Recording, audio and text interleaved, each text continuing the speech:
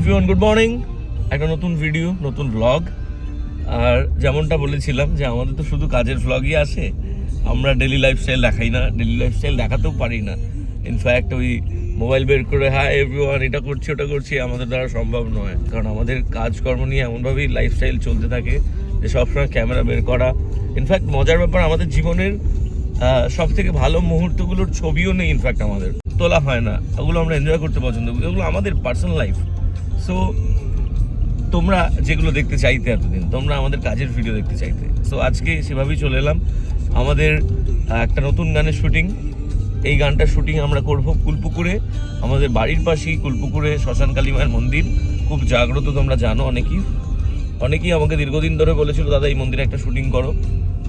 So finally আজকে আমরা সেটা করব।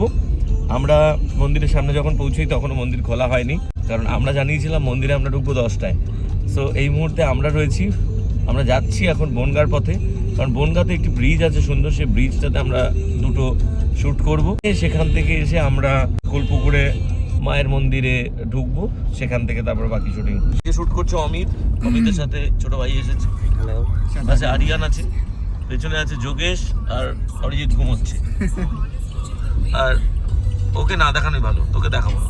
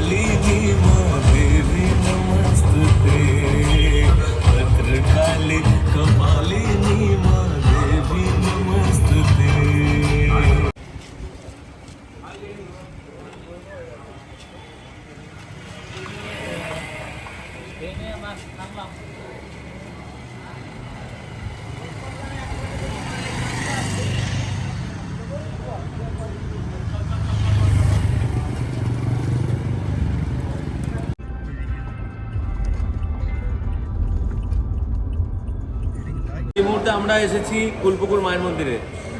আমাদের প্রথম আমরা শ্যুট করেছিলাম হচ্ছে বাংলাদেশ বর্ডারের খুব কাছে জয়গড়িয়া একটা গ্রাম পঞ্চায়েত আছে, যেখানে একটা দারুণ ব্রিজ আছে, ওই ব্রিজটাতে শ্যুটটা করেছি। এবার এসেছি আমরা আমাদের কালী মায়ের মন্দিরে, কুলপুকুর আমার বাড়ির পাশেই এই মন্দিরকে কেন্দ্র করে এই ভিডিওটা তৈরি হচ্ছে, এবং আমরা দেখতে থাকো এই ভিডিও।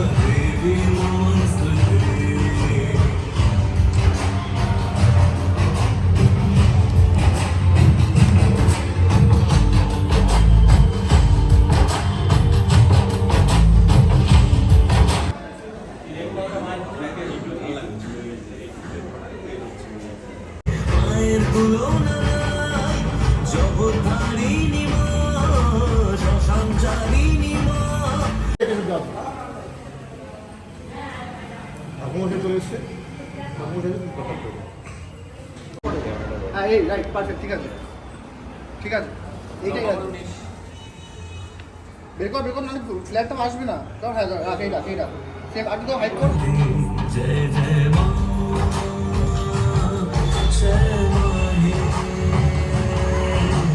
भद्रकाली कपालिनी माँ देवी नमस्ते।